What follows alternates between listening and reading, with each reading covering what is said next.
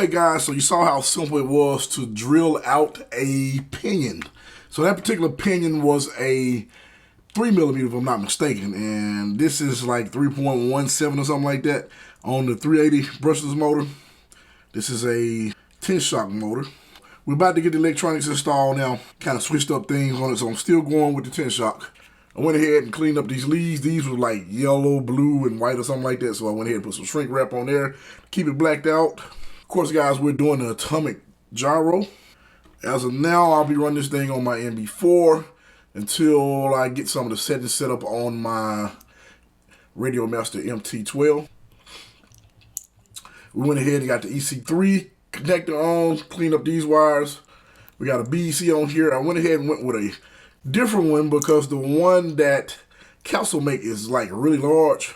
So I wanted to go with something a little bit smaller. I don't know how I'm gonna clean this up just yet.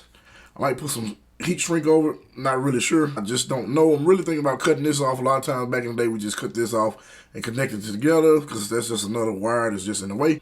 Now I got to decide where I want to place this on the car. All right, guys, we have everything set up and ready to go.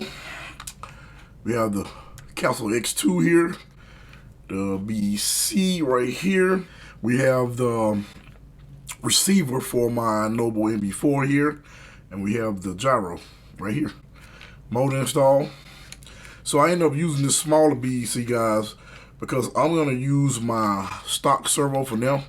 And the reason why I decided to go with the stock one instead of doing the NSDRC right now is because I had a mini E-Revo back in the day on 4S with a hand wound motor. It was a new motor, and the servo lasted the whole time I had that thing. I know I had that thing for some years.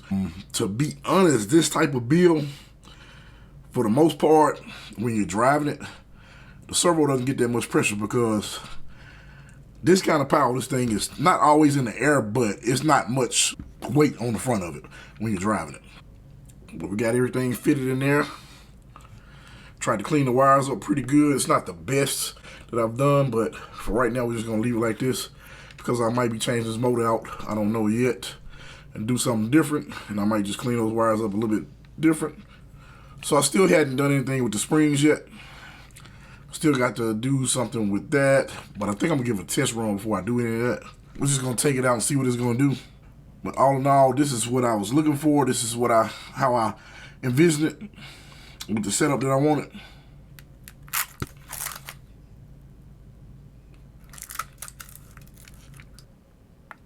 Welcome to Noble.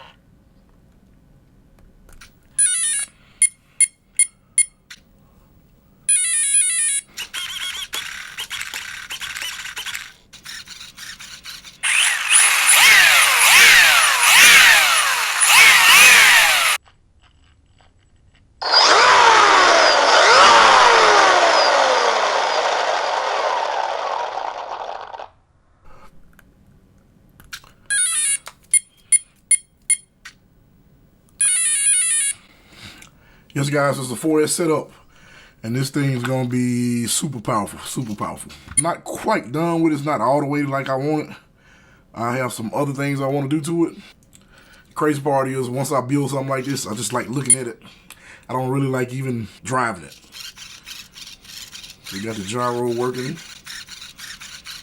So if you guys have made it this far in this video, if you would, go ahead and hit that like button for me. Hit that subscribe button. Most of you guys aren't subscribed, but please do subscribe and hit that notification bell so that way you guys will know when I'm putting out more videos. Stay tuned for the run video for this truck. That'll be the first run. Got more things I'm gonna do to it, but we want to go ahead and get out here and get a run on it because I hadn't driven this thing but one time when I took it out of the box.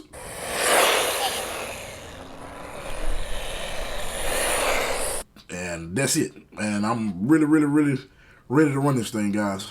So, till next time, this is GNCRC. Thanks for watching.